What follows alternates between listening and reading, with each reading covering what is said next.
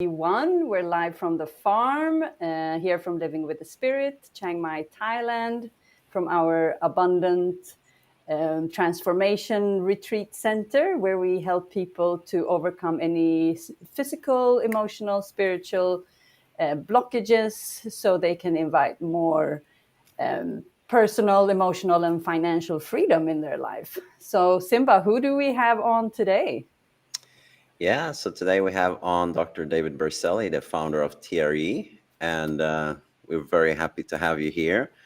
And we've been talking so much about TRE, so at some point I felt people are starting to get tired of us. So let's just invite in the founder and let him share, and people can get a new perspective and hopefully really see how wonderful this modality is that you have created. And we are so passionate about it. So we just, yeah, we thought it was a very good fit to invite you into the show and just have you share your story about what TRE is and how it came about. So why don't you introduce yourself and we take it from there, David? All righty. Hello, everybody. I'm David Berceli, and I have had amazing experiences in life. And in some of those experiences, which were very traumatic, as many of us have had, I actually had experiences that forced me to go very deeply into my life. So I have a background in clinical counseling, I have a background in theology, I also have a background in body work. And I worked with nonprofit organizations that had a spiritual dimension to them. So when we're talking about body, mind, and spirit, all of us, I think, are pretty much aware that there's no such thing as a separation of those three. We're a living organism on planet Earth, and all of that sort of molds itself together.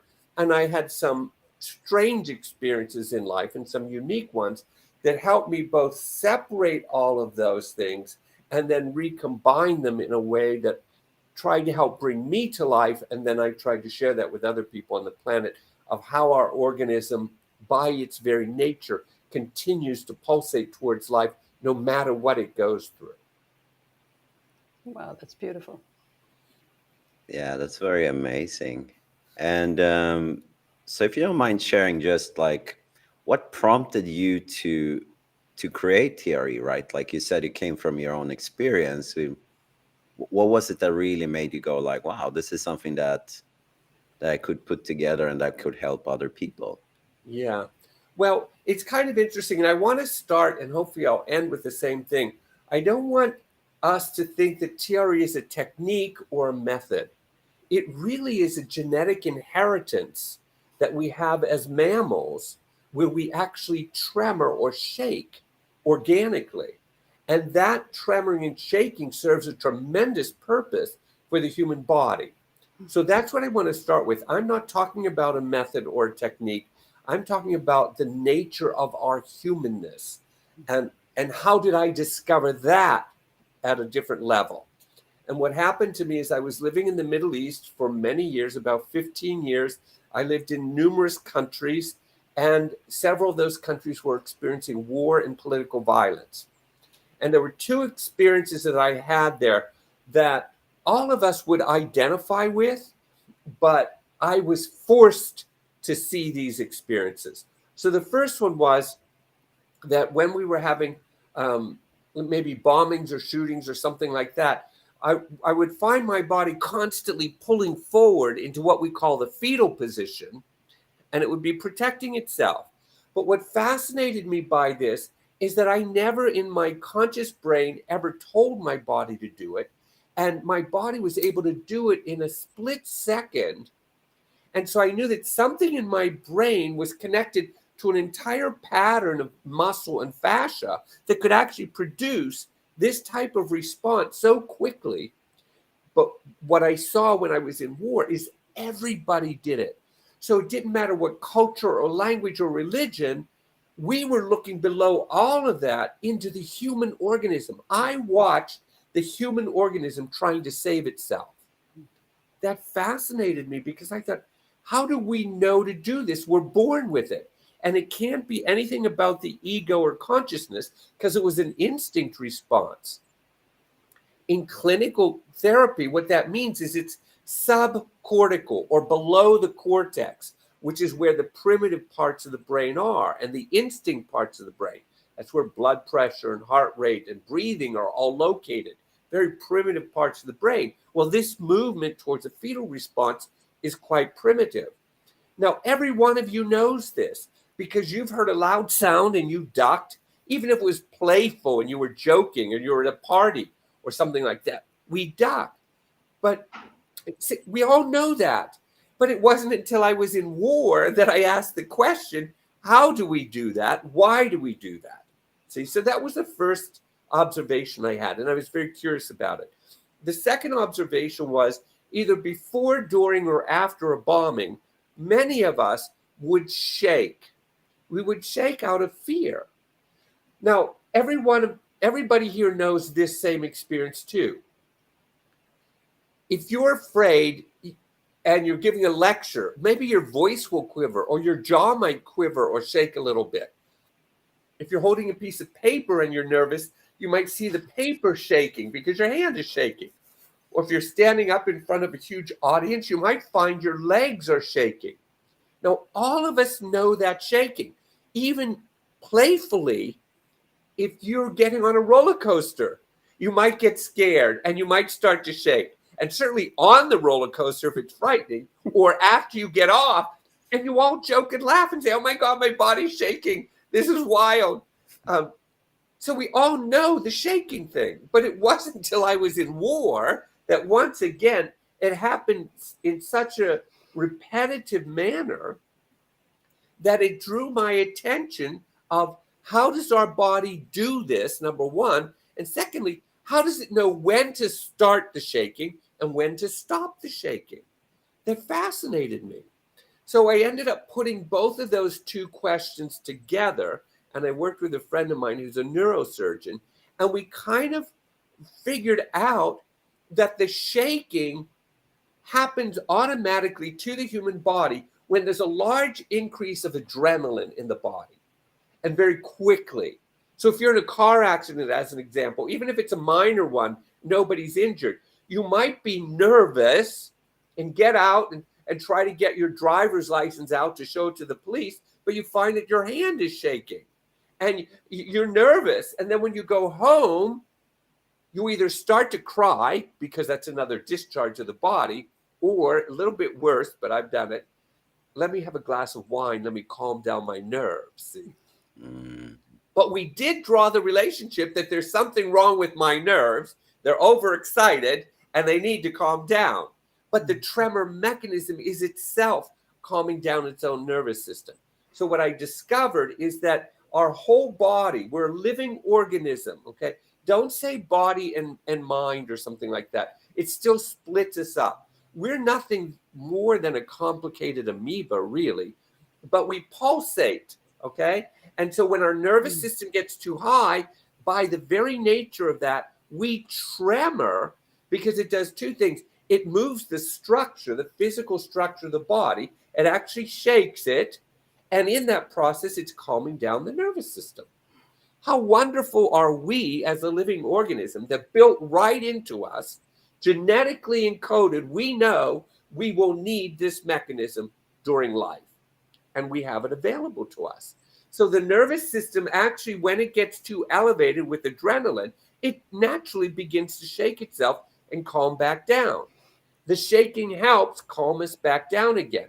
Unfortunately, in our society, what has happened is we've made that shaking negative. When you shake, you're afraid, you're vulnerable, you're weak, you're insecure. If people heard my voice shaking just in this broadcast, they'd say, well, he's not too sure about what he's talking about, or he's kind of a nervous guy and he's telling us we should relax. And you wouldn't trust it, see? And so we have to rewrite the narrative that body tremors are one of the most useful mechanisms built into the human organism to help sustain a flow throughout life, throughout even just the regular day, where we might get elevated and we can calm down, and we get elevated and we can calm down. And so that's how what I call TRE started.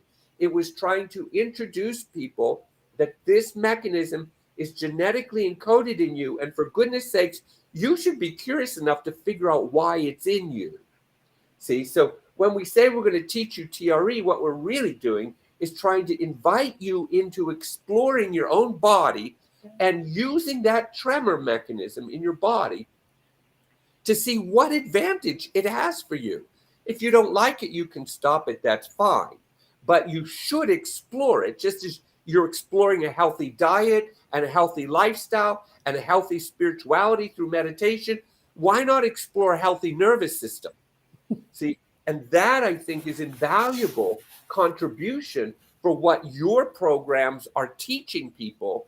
And that's about how do you live as a pulsating, alive organism in the healthiest way possible. And I believe this tremor mechanism in the human body is a huge contribution to that process. Yeah, I think this is absolutely beautiful. Thank you so much. It really aligns with what we do, because I really love that you said don't separate it as a mind, body, spirit thing. We're one unit and that's it. There is no separation. And and exploring the nervous system is same as a healthy diet or anything else. I mean, that's why we as we go along. So me and Simba, we're just diving into. We're trying to learn how everything is working together, and we realize everything we do is coming back to the nervous system. It's like the base, the core. It's like it's so beautiful, and the TRE is like the gateway into that. So that's the base of what we do, and that so you can come alive from the inside. It's like lighting up a tree. That's beautiful. I love that explanation. It is a gateway. Some people in the computer industry call it hacking the nervous system. Yes.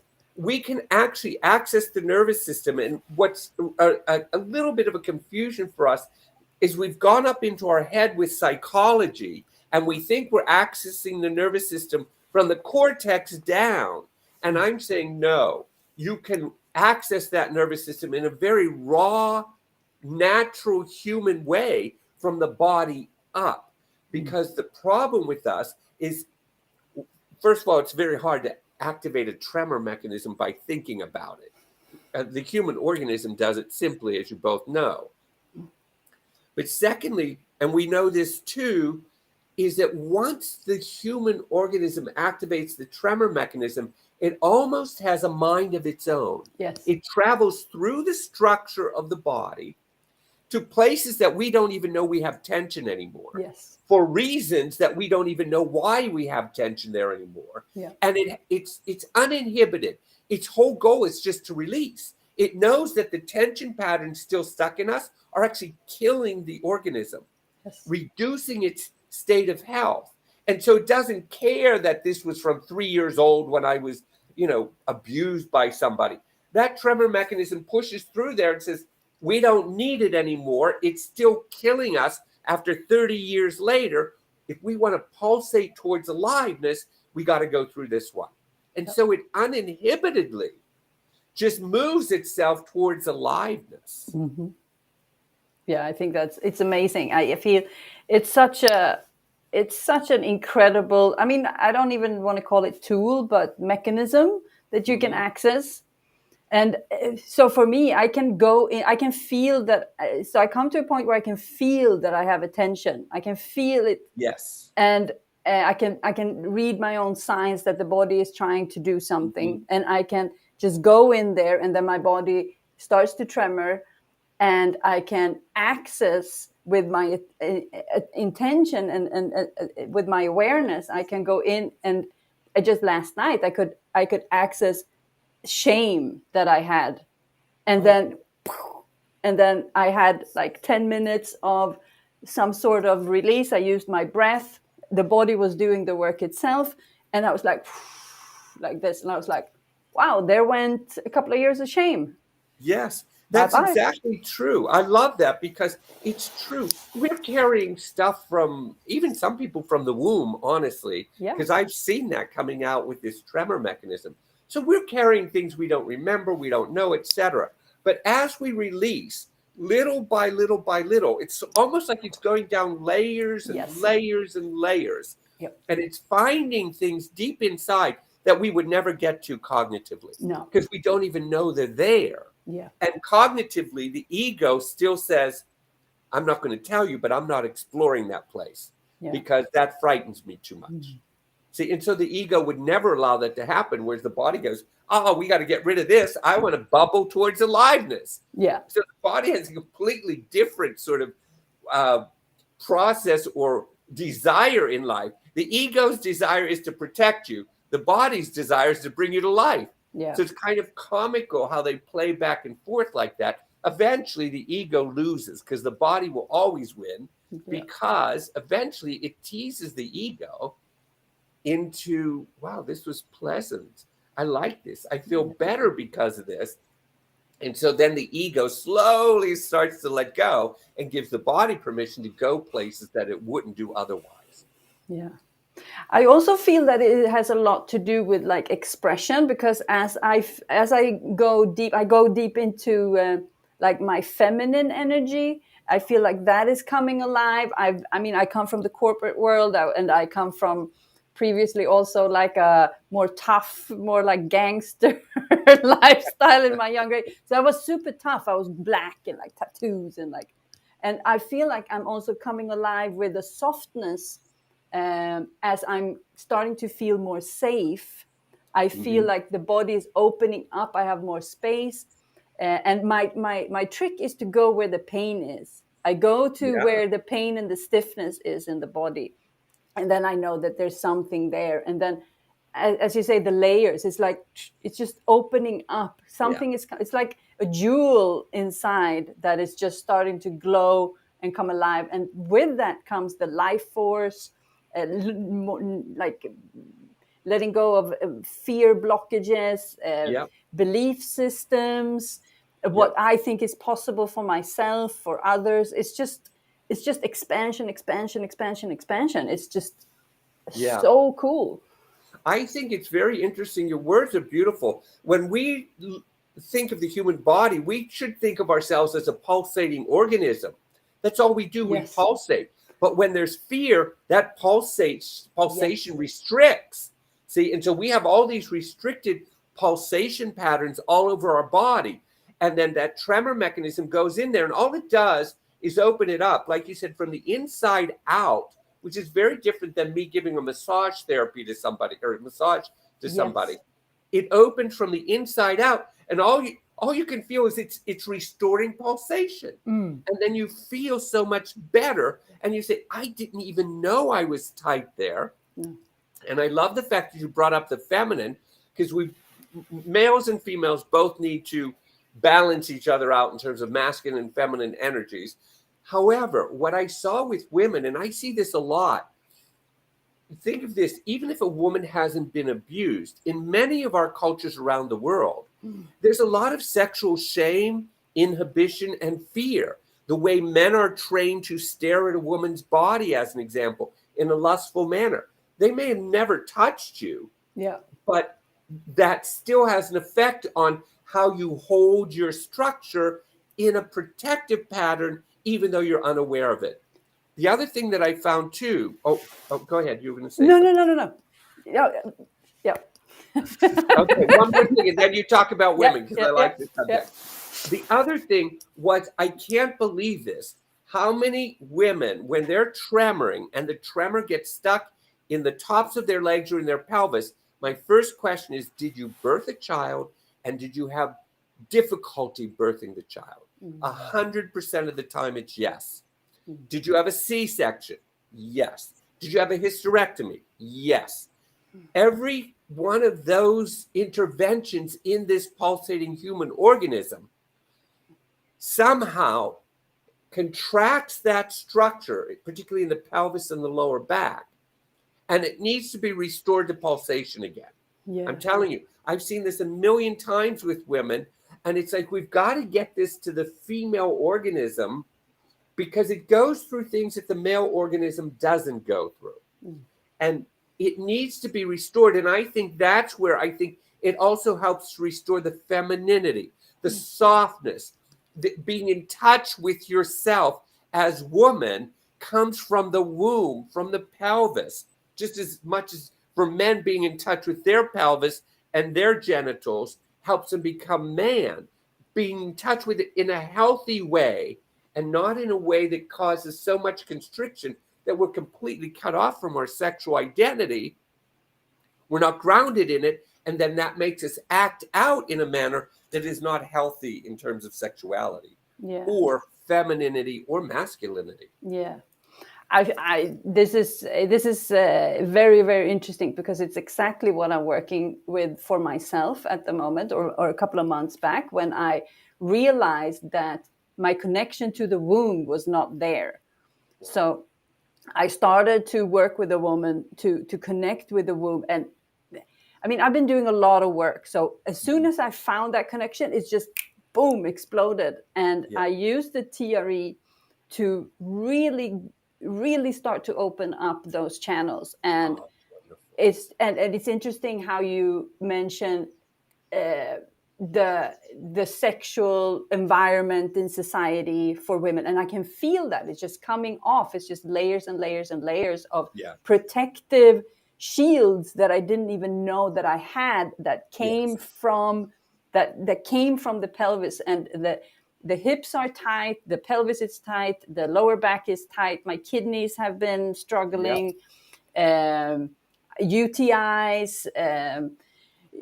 all kinds of things like that. And just to feel how that opens up, and it's almost like it goes in a channel up to the heart and up to the voice, and how I express myself, and starting to move and dance, and really embracing. And what I see is the dance and the movement is just designed for those areas that are stiff, that are tight, and that are blocked. And it also goes along the spine. And then when I allow the TRE to come, to the tremors to come forward, they go in a line like that. Well, you're kind of identifying the chakra or Kundalini movement. I have to go back to the beginning. We cannot separate. We are an energy field. We are not matter. We are an energy field. And so the tremor mechanism is this amazing interplay between energy and matter. This is the one place that we can feel inside of ourselves. I am both of those. And that's an amazing sensation that so many human organisms don't get. We either meditate ourselves into a dissociative state and lose connection with the body, or we're in our body and lose connection with our spirituality or our expanded consciousness. But the tremor mechanism, I think, honestly, its true purpose is to help Kundalini, chakras, meridian lines to continue to pulsate their energetic fields throughout this matter or this material form. I think that's what it's for. And not only does it do that to me as an individual, every time I do it, I believe it's doing it to the collective human species on the planet. So when I'm tremoring for all of us, not just me. I love that. Let's dive into this, why this is actually true. Because it's nervous system to nervous system, right? If I'm grounded, so the nervous system works like a sonar. It's like I walk into a room and my nervous system, even though I'm not aware of it, it scans the room to see if this is a safe environment. Where do I feel safe? I avoid that person. I go to this person, and I can, if you're grounded, I will become grounded. If you're ungrounded, I will become ungrounded. So that's absolutely true. In my trainings, I used to play with this all the time. I would have trainees with me while I'm teaching a group of people TRE. So I'd grab a trainee by the hand and I'd look at all the people in the room and I said, which one of those people don't you trust? Which one do you think you're afraid of? And they would point them out. They'd be so excited. I'd say, all right, well, let's go over to them. Because those are the very people. Because see, if I'm grounded, it doesn't bother me. They could be angry people or frightening people, whatever, but I don't care. And And these trainees would be so scared. And all I would do is go over and make the connection. Even if they couldn't return the connection, didn't bother me. It was important that I made the connection. Yeah. That would then eventually change them. I believe that as a species, I can walk into a room actually when I'm doing TRE, and after a certain amount of time, it's not different organisms all tremoring. It's one organism that's pulsating, even though there are 30 people in the room.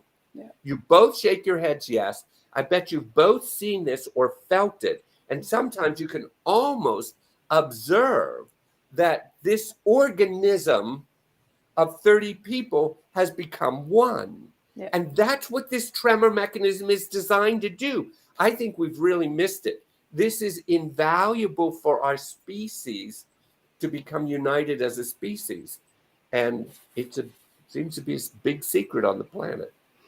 Yeah, I it's love this. amazing. It's really amazing. And yeah, definitely what you say, the group dynamics I've seen when I teach a lot of times, like people that don't know each other, they come into a room and practice theory for the first time. This person starts to tremor in a way. This person starts to mimic this person's movements, and they're not even seeing each other. And then just travels around the group, and I go like, "What is going on here?" That's so funny. I see that all the time. Somebody starts to tremor, and then 3 persons away, their tremor is mimicking that one. So it told me there's connection.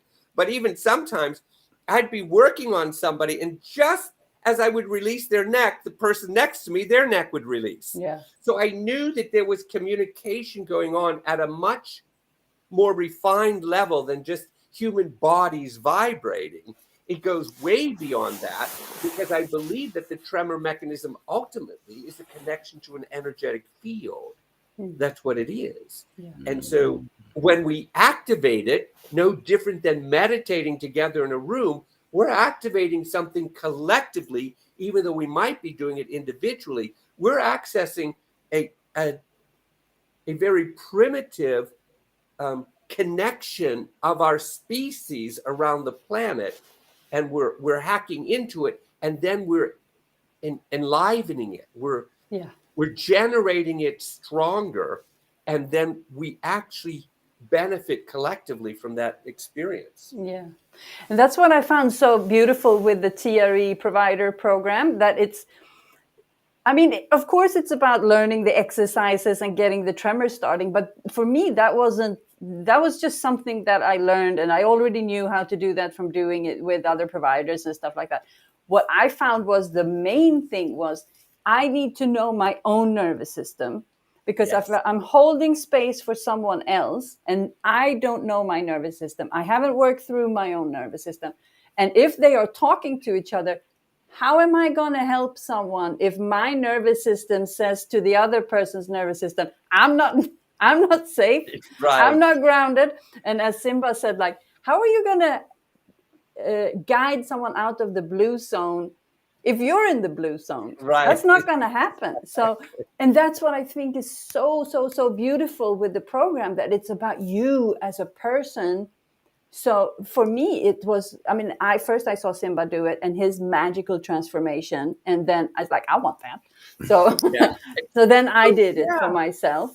So it's like a gift to yourself first and foremost. And then it's a gift to the world just by existing.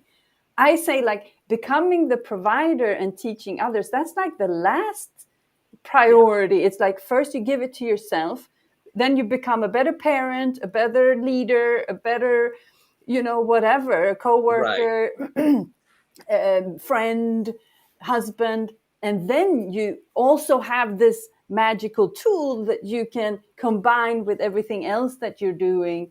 And it's just seamlessly, like hacking the nervous system. And then if you have any other tool in your toolbox, then that will just be enhanced. So it's like, it's like the Trojan horse into life. That's beautiful. Oh, I'm going to use that one. It is a Trojan horse, because people don't see it, but you're right. It enhances anything else you're doing, not because it's a method. No. It is your nature. Yes. And so you add your nature to whatever else you're doing, and it enhances it. Yes. And that's basically all that it does. it enhances our humanness in whatever way we want to direct that. Yes. Wow, I get so excited. So do I, actually. Yeah, it's so amazing, this modality, and I really think like now with the new community you started putting together to get more men into TRE. There are of course men in TRE, right? But from what I've seen, anyways, I might be biased because I'm not all over the world traveling like you, but it seems like there's still a large number of women doing it, more women than men, and the men are starting to come in, but even the men that are practicing, I can see there's still some trepidation, or like it's still a temptation, even in myself, not just looking at others, like a first response to like, what is that? Go to the head before really connecting to the body. So that's something I really find enjoyable too now, to really get men into the body, and they're like, I don't understand why my body why is this, what's going and see I, this whole interplay. it's so funny. Yeah, that's exactly right. Their body starts to move, and immediately they say, I don't understand. So immediately, like the ego's up there. What are you doing to me? Stop it. I don't like this. I'm out of control. And I have to laugh at that. You're right. There are more women in the healing professions in general around the world than men are. And if men are in it, unfortunately, many of them are on the top, and they're directing and controlling things rather than exploring their own human body. That's maybe a bias of mine. But my point is that we do have to get men into their body. If we're going to affirm femininity, men have to ground in their masculinity. There's no way that those two can meet if there's one group that's ungrounded from the other group. It's not going to work, see? And the more a man is able to be in touch with himself, the more he can affirm femininity without getting lost in his identity of, oh, I should be a softer man, I should be a feminine man. No, you could be a strong, powerful man. Use your maleness and your masculinity, but make sure it's grounded to the degree that the woman is grounded in her femininity. That's when we would have true balance on the planet. Right now, we still have this fight going on between what's masculine and what's feminine, and how do you affirm it? And the whole thing is just go into yourself. It's already there. You are masculine. You are feminine. You are both dimensions. If you ground in them, you're not confused about identity. And you're not confused about when to assert one and when to assert the other. Women have to assert what we call a masculine energy. Men have to assert what we call a feminine energy. And we have to know when to not assert those. See, so we're really looking for balance. And like you were saying, it's all about our nervous system. If I'm really connected to me, my nervous system is not threatened by you as a woman or by you as a man. It's in dialogue, so that when I talk to a woman, my nervous system might adjust me to talk in a way that's feminine. Or if I'm talking to a strong woman who's in the military, which I do a lot, I can use a masculine energy to speak to her because she identifies with that dimension of herself because she's in the military. Yeah. Not to say she's not feminine. No. She also has an assertive masculine identity. I can do the same thing with men, particularly if I'm going into like a yoga studio or someplace where I know the men are trying to be in touch with a more gentle nature of themselves. I can soften down and assert myself in a more gentle manner with those men without losing my masculinity and without asking them to somehow sacrifice their masculinity. So I think that we still, after all these years, we don't know how to live in our bodies as a human organism. Yeah. I don't know how we're ever going to get off this planet. We just don't know how to be human. And I think it's built into our very nature to be fully human and fully alive. And we still think we have to keep exploring how to do it. Yeah. We have to go inside. It's already in there. It knows how to live itself. Yeah, and that's why people come to our place to kind of,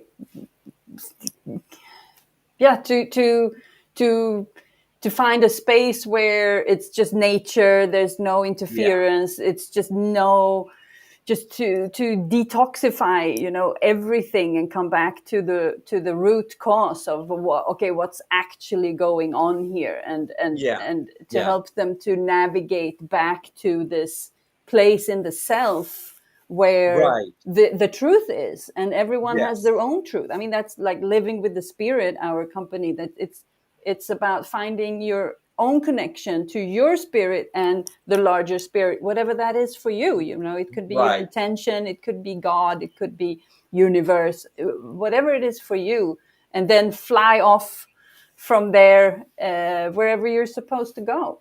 And one of the ways I played with doing this, because I'm always playing around, I love this.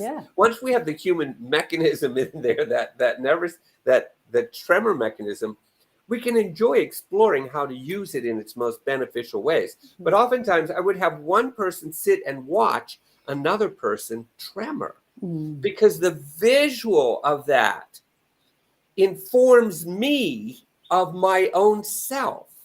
And then I would have them switch roles. The one who just tremored, I'd have him or her watch the other person tremor.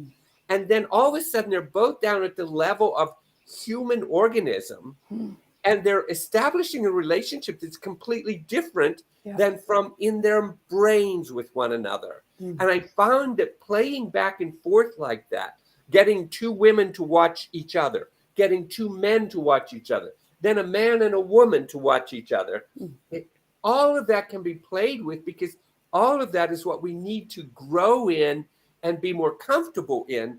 And watching a human body move the way you've all seen it happen, that's a fascination.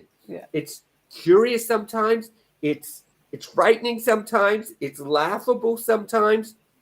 There's a whole realm of humanity that's revealed to us just by watching somebody tremor and being in connection to that tremoring. It's quite beautiful. That's where I think we can play with this tremor mechanism, not just within ourselves, but in a sense, sharing it with each other. Here's what my organism does.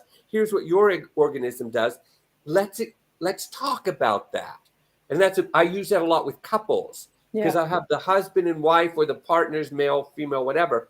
I'll have them watch each other tremor, so that they have a whole new realm of relationship and dialogue. And I even help them learn how to make interventions on each other. Now they're exploring their relationship as partners or spouses in a whole new way they've never known before.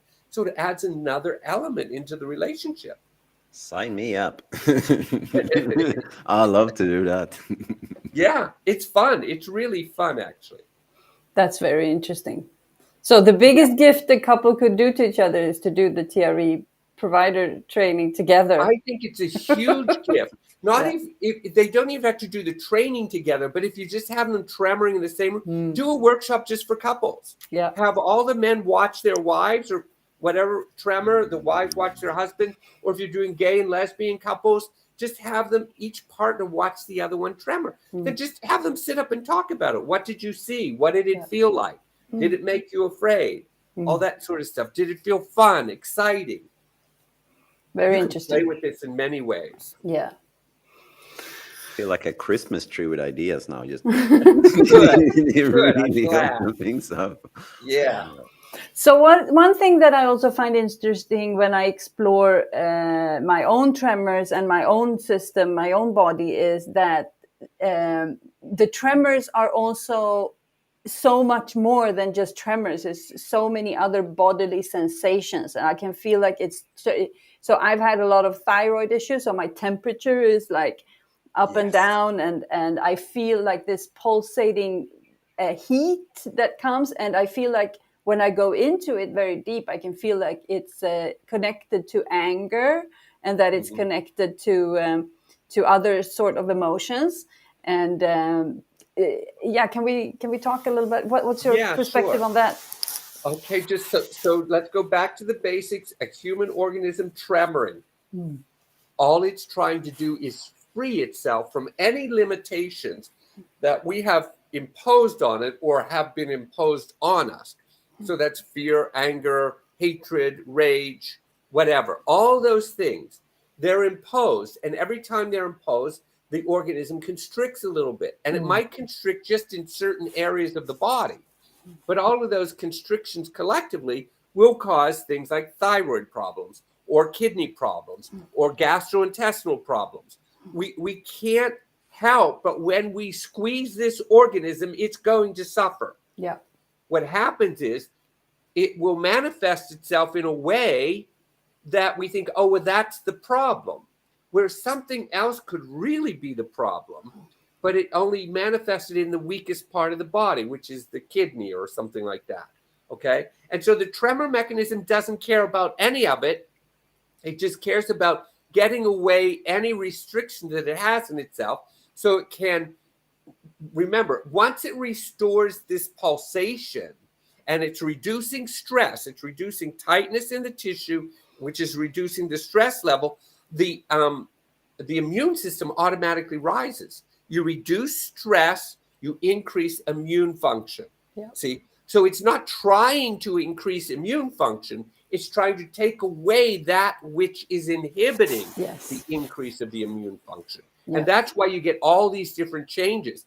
And I've worked with thousands of people all over the world, and they have millions of different changes going on in their body. Well, does it do this and does it do that? No, it only does one thing. It reduces stress and tension, which increases the immune function. But in that process, it's going to affect all those different parts of all these different bodies that we work with in different ways. So it's really not doing anything to any of those. It's doing one thing all the time, but it would then manifest itself in different ways in every human being. Yeah.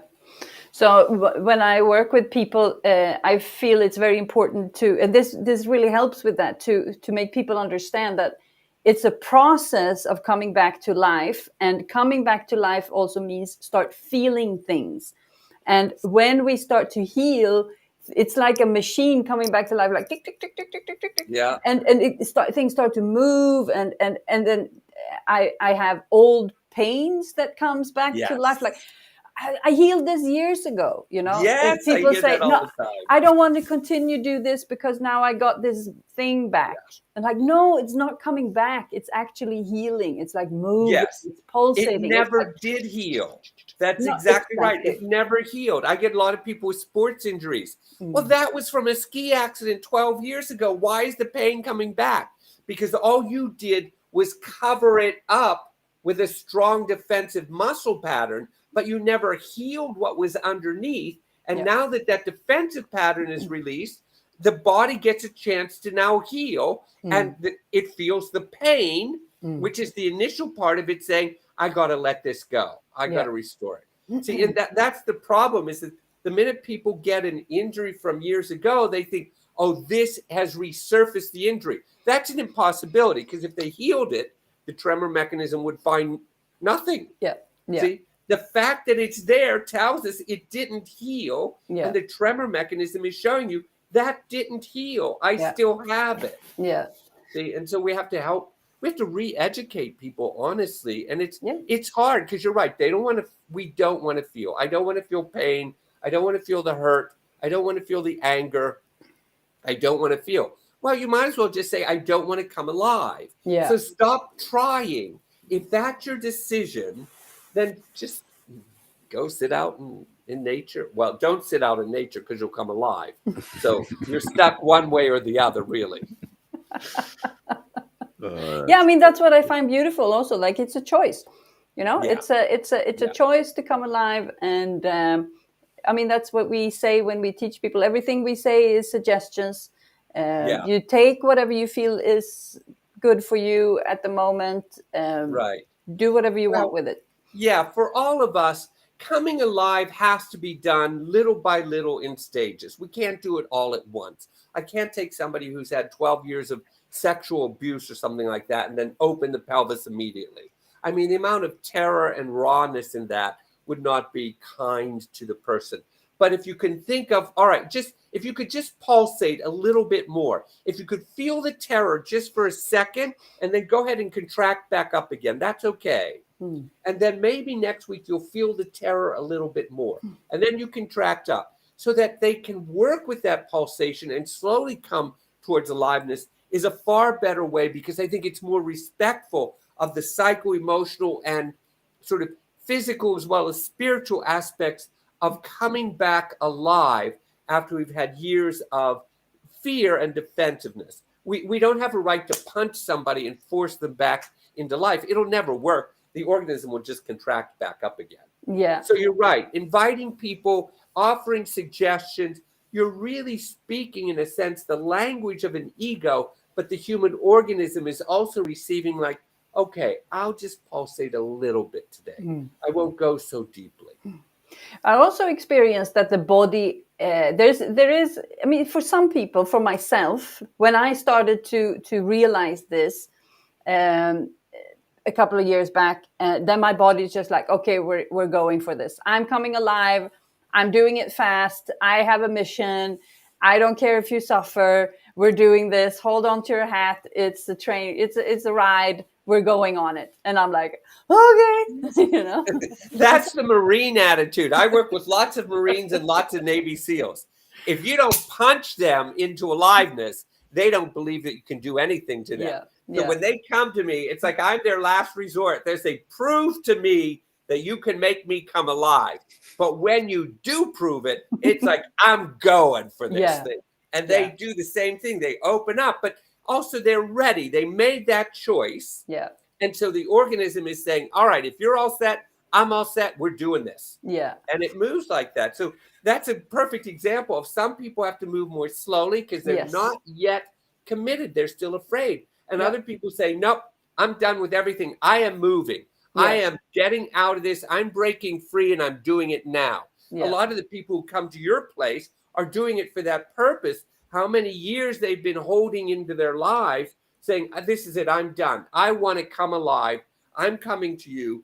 Give me everything you got because I got to open up. Yeah. And I want to come alive. Yes. And so you see those different expressions of people towards aliveness. Yes. And then when we work with other people who go a little bit slower, and I feel like that's also, I mean, super beautiful. It's not, it doesn't matter what pace it is. And I feel like it's the nervous system that guides the way, because if the nervous system doesn't feel safe enough to ground, then the process is not going as fast. That's so, exactly right.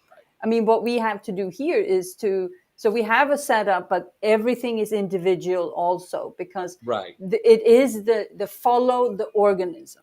The organism will set the pace. And sometimes the ego wants to go fast, but the body is saying no. Wow. So I feel like it is the body that says, because I felt I wanted to slow down the process at some points, but the body was just like, no, we're doing this. That's great insight. You're absolutely right on target. I can't say anything more about it.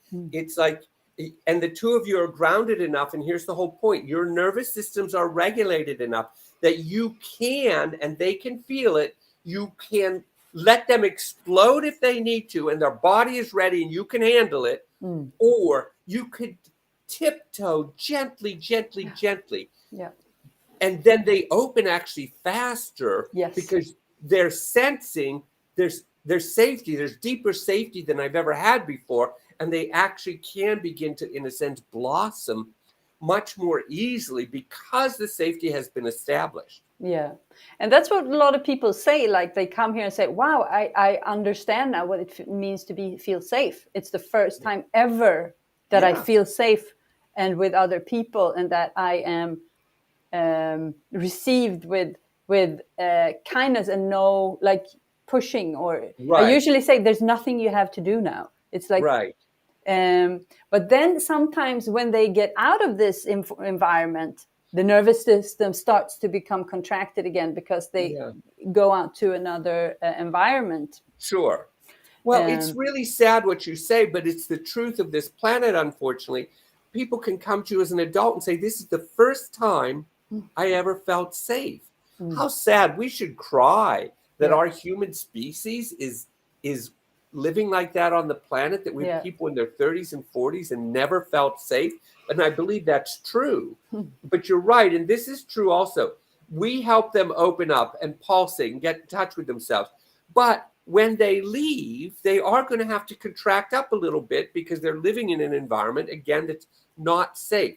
It's really hard because they'd have to do a lot of work. But I did this too. I went back and forth in and out of war many times. So I would pulsate and come alive, and I'd go back into war, and I'd have to contract again. Yeah.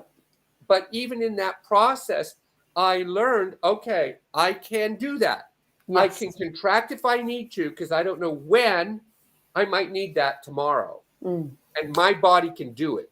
Yeah. And I want it to be able to do that. And I also know my body can come out of it. Yeah. I don't know how long it will take and what I have to do, but I know it will come out of it because it's designed to. See, so we are designed to contract back up if we need to. And that's a good thing for us. I don't want to ever tell people give that away. No, I mean, I also love that in the training they talk about the body is functioning exactly how it's supposed to. You know, this is it has protected you. I mean, behavior. we do have. It's like you might find yourself in a situation that is very terrifying or feels like you will never get out of it. But the body has protected you, and there is a way out. And I try to tell that to people that that there's an amount of tension. It's not unlimited. It's not infinite.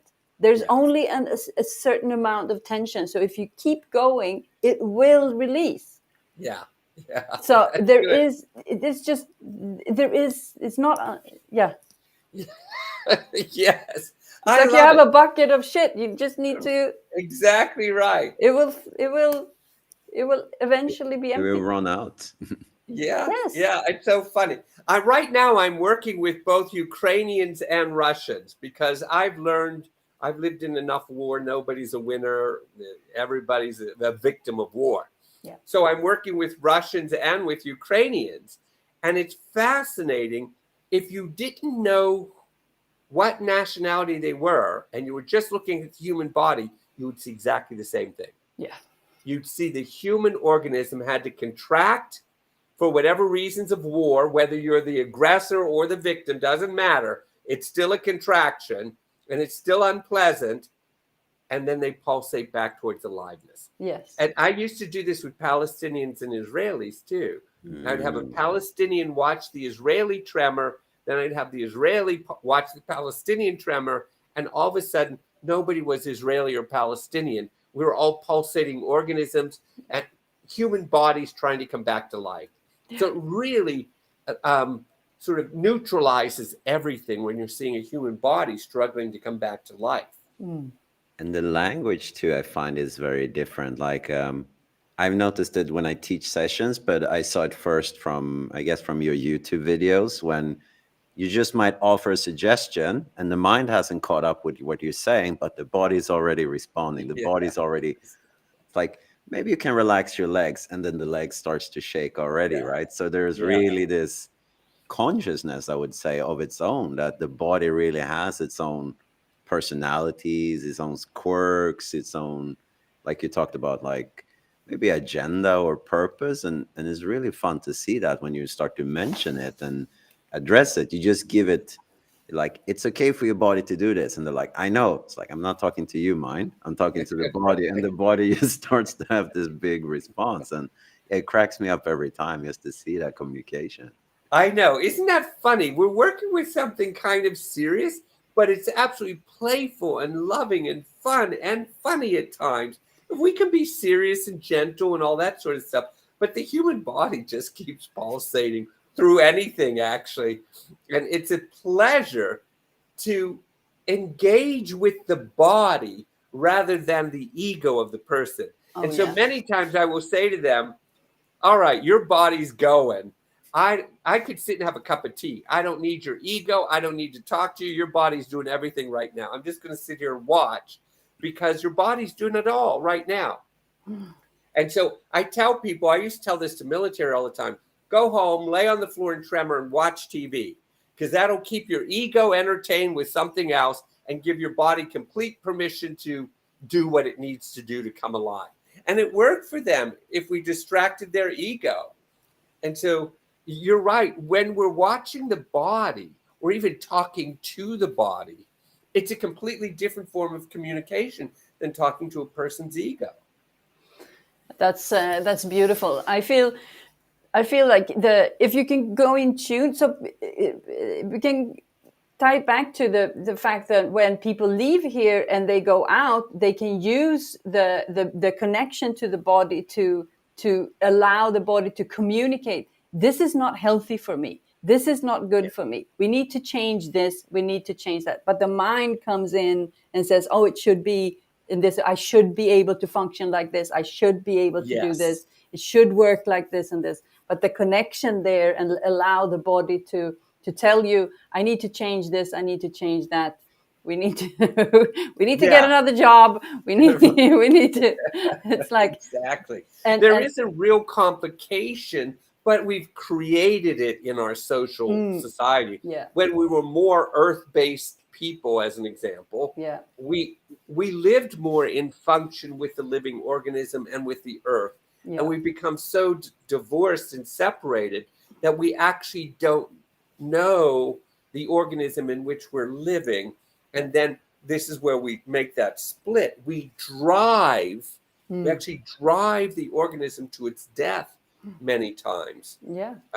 Whether that's the emotional death or physical death or spiritual death, we drive it to its death because we no longer can feel its impulses. Yeah. I'm convinced that suicidal ideation only comes when the person is not receiving an impulse from the body or strong enough impulse, because the body is only impulsing all the time, 24 hours a day.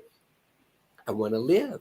I want to live. Yeah. I want to live. It's excited about that. So it pulsates that message to us all the time. Yeah. When this body is so tight and it's so defended and it restricts that pulsation, only then could an ego have a thought of, I don't want to live. Yeah. Because other than that, 90% of that organism is pulsating to the brain, I want to live. Yeah. And that's why I feel like we call it like symptoms, like pain, depression, sadness, anger, all the different things that people have going on. I just call it symptoms that the body is not in balance. Perfect. That the pulsating is not strong enough. It's just the body is just telling me, like, I need to change something. I need to come to life again. I need to balance things, and that will come inside, and then the communication and the intuition, the connection with the body will let you know, okay, I need to do these changes in my life. Yes, I agree. I think you're absolutely right on that. And all we can do is encourage people. That's why I say this tremor mechanism that you're evoking in people, help them understand it's guiding them towards life, back towards the fullest pulsation that their human organism can generate. Yeah. And that's nothing but pleasure and fun and excitement. Yes.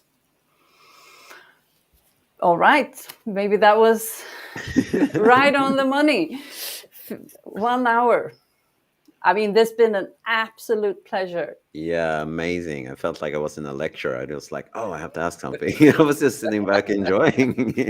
Thank you. It was a lot of fun. I enjoyed it. You let me go on and on and on. And so now I feel like I can sleep tonight. I've discharged everything. I even felt at some points in the talk, like my body was actually starting to tremor. I was like, okay, this is interesting. Just talking about it, the body's like, yay. Yeah. I absolutely believe that the body understands what we're saying. It gets this language because we're speaking its language in a sense of pulsation and vibration. And that is the nature of a living organism. So I think even verbalizing it, like you said, you can talk to one client and the person next to them, their body picks up what you're saying and actually has the result. So yes, we're all vibrating together today. Thank you so much. Yeah, this has been an absolute pleasure, really. Yeah. Thank you. I enjoyed it very much. Nice to see both of you. Thank you for the invitation. Okay, so if anyone is interested to coming into our place or knowing more about us, just go to livingwiththespirit.com. David, do you want people to get in touch with you, or do you want to be off grid? No, they don't. No, don't get in touch with me. Don't get in touch. But I do want them, if they're curious about our discussion, go to my YouTube channel, which is David Berceli, or my Instagram channel, which is David Berceli, and you will see these people tremoring in so many different ways around the world. Yeah. And it will help your body begin to resonate with, oh, maybe I could pulsate like that. Maybe I need to pulsate like that. So I think the visual is much better than just hearing the dialogue. Yeah. Yeah. Great. Fantastic. Thank you so much. Have a great evening. And yeah. Thank you. Yes, thank you so much. Have a nice day, both of you.